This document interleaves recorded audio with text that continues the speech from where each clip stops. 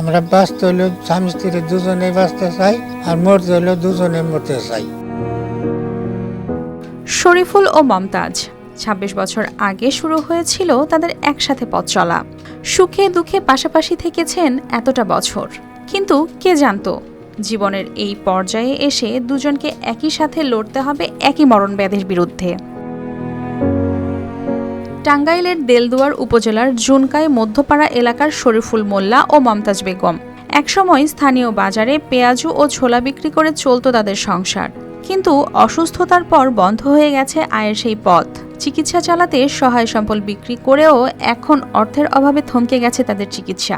আমরা স্বামী স্ত্রী দুজনেই ক্যান্সারে আক্রান্ত, আমরা পয়সার অভাবে চিকিৎসা হইতে পারি নাই। আমরা ঘরে ক্লান্ত আছি দুজন। সরকারের কাছে একটা দাবি, যদি আপনারা দেখেন পাশে দাঁড়াইয়া আমরা বাঁচতে পারি। Lily whip shea mystic glowing body wash, secret to ultimate glow.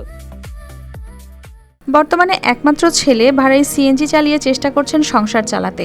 মানুষের সহযোগিতায় কোনো মতে ঔষধ কিনছেন এই দম্পতি, তবে উন্নত চিকিৎসার জন্য প্রয়োজন বড় অঙ্কের অর্থ।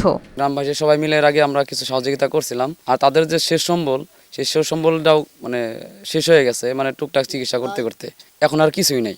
আর তার ছেলেটা হচ্ছে যে সিএনজি চালায়, তো ওটা ভাড়ায় চালিত। ওই একজনে 800 চাল দেয়, একজনে 100 দেয়, একজনে 20 টাকা দেয়, এতে এইভাবে চলতেছে। সরকারের কাছে আমরা কিছু সাহায্য চাই। স্থানীয়রা সামর্থ্য অনুযায়ী তাদের পাশে দাঁড়ালেও তা চিকিৎসার জন্য যথেষ্ট নয়। তবে উপজেলা প্রশাসন ও সমাজসেবা অধিদপ্তর সব রকম সহযোগিতা দিয়ে পরিবারটির পাশে থাকার আশ্বাস দিয়েছে। যেহেতু উনি ক্যান্সার আক্রান্ত, ওনার যদি হিস্ট্রিবিন্দু বোন মেরির উপর যখন একটি থাকে, উনি যদি আমাদের কাছে আসে, আমরা নিজেরা ওনার ফর্ম পূরণ করে দেবো এবং ওনাকে আমরা সার্বিক সহযোগিতা করব। তো এই ব্যাপারে আমাদের সমাজসেবা অফিসার দেলদুয়ার আছেন, তার সাথে আলোচনা সাপেক্ষে যা যা করণীয় বিধি মোতাবেক আমরা করার চেষ্টা করব। ২৬ বছর হাতে হাত রেখে সংসার করেছেন এই দম্পতি, এখন ক্যান্সারের বিরুদ্ধে লড়াইটাও লড়ছেন একই সাথে। বর্তমানে তাদের প্রয়োজন মানুষের একটু সহায়তা, যাতে থেমে না যায় তাদের বেঁচে থাকার চিকিৎসা।